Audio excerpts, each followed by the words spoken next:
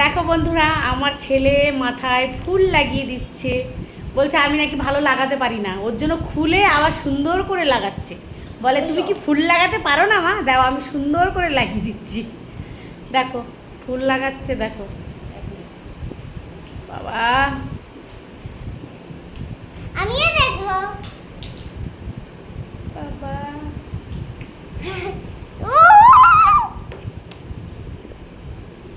কেমন হচ্ছে দেখো তো, দিয়া তুমি দেখে দাও, দেখো কেমন হয়েছে।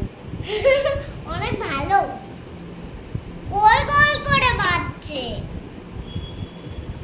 সবাই আমি দেখতেও পাচ্ছি না।